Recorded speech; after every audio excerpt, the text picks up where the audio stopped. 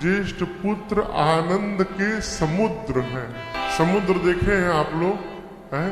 बगल में नदी है, ये नदी जाकर गंगा सागर में मिलती है। समुद्र में जितना पानी भरा है, मेरे रघुनाथ जी के पास उतना आनंद भरा है। अब आप कल्पना लगाते रहिए। कई लोग कहते हैं भगवान ने दुख दिया है। झूठ कह रहे हैं आप। जो सामग्री जिसके पास है ही नहीं, वो देगा कहां से आपको? भगवान के पास तो केवल आनंद है। जीवन में यदि क्षण मात्र का भी सुख प्राप्त हो रहा है, आनंद, तो भगवत कृपा है। और यदि कष्ट मिल रहा है, तो वो हमारे अपने कर्म का परिणाम मिल रहा है, भगवान नहीं दे। अच्छा आदमी कभी किसी का बुरा नहीं करता। भगवान आनंद के समुद्र हैं, सुख के धाम हैं। गुरुदेव भगवान कहते हैं, सीकर तिनके से लेकर त्रैलोक्य तक की सुंदर व्यवस्था करते हैं। अब आप देखिए, हम और आप जी रहे हैं। पीछे जो 2 साल बीता है कोरोना में, हवा के मूल्य का पता चल गया है उसमें, है? पता चला है ना? सिलेंडर के लोग कैसे भागते थे, और वो सिलेंडर भगवान ने हमको आपको फ्री में दे दिया है, तो हमको उसके मोल का पता नहीं चलता। पूरे त्रैलोक्य की जो व्यवस्था है वो परमात्मा ने की है। सबके लिए सुबास बनाया, सबको सुपास बनाया है। महाराज, जो सब में रमण करते हैं उनका नाम राम होगा। और आप दर्शन करिए, जो मनुष्य जीवन भर राम जी का नाम नहीं लेता है, भगवान बड़ा जानते कौन है? जो समझ जाए।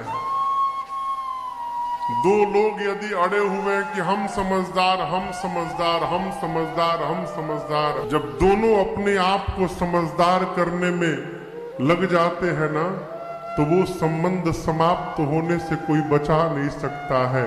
संबंध समाप्त ही तब होता है जब दोनों अपने को समझदार मानने लगते हैं।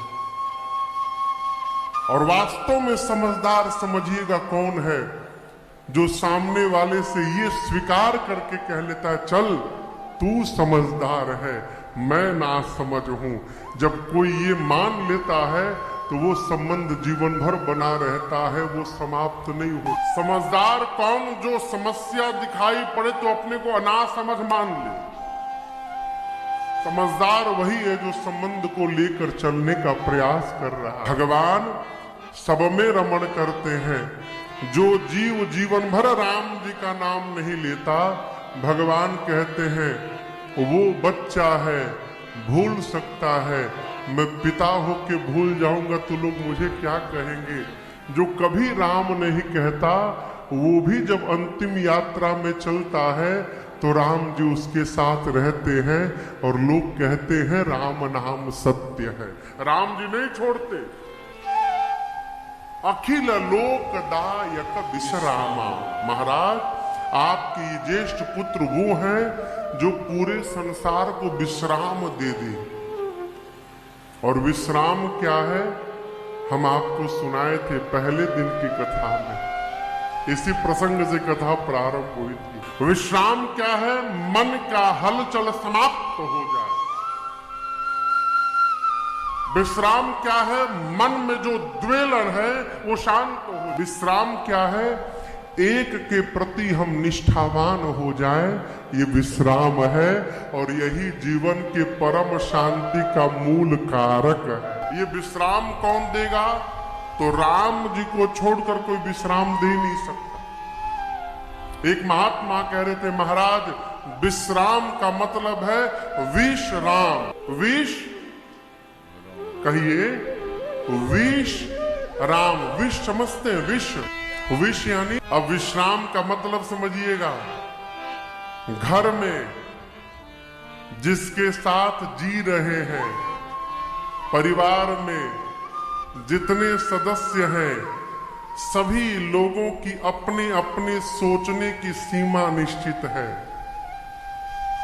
कोई संकुचित होकर सोचता है, कोई व्यापकता से पूर्ण होकर सोचता है, कोई सोचता ही नहीं है, कोई सोचता ही रहता है।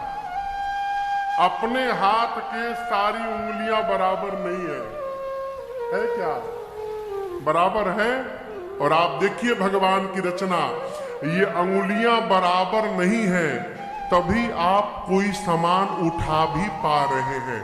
यदि ये पांचों उंगलियां बराबर हो जाए तो आप इन हाथों से कुछ कर नहीं पाएंगे। परिवार में कोई छोटा है, कोई बड़ा है, कोई तेज है, कोई मंद है, तभी परिवार भी चल रहा है। जब परिवार में सब तेज हो जाएंगे, वो परिवार समाप्त हो जाएगा। विश्राम क्या है? परिवार में यदि कोई हमको विष रूपी कठोर शब्द बोल भी रहा है, यदि कोई कड़वी बात हमारे प्रति बोल रहा है, जहर बोल रहा है, तो विश्राम कौन प्राप्त किया है माई बाप? जो अपनों का जहर पीकर और अपनों के मंगल के लिए राम राम बोल रहा है, वो विश्राम को प्राप्त कर चुका है। और ये सहज व्यवहार नहीं है। मैं बार बार निवेदन करता हूं कथाओं में, किसी दूसरे के प्रभाव में आकर अपना स्वभाव नहीं बदलना चाहिए। ये पहला संदेश है भक्ति का। हमारे साथ किसी ने बुरा सोचा, यदि हम भी बुरा सोचने लगे तो फिर हमारे में उसमें अंतर कहाँ रह गया हो? जब हिसाब होगा ना, तो हिसाब समूह में नहीं होता है, हिसाब व्यक्तिगत होता है।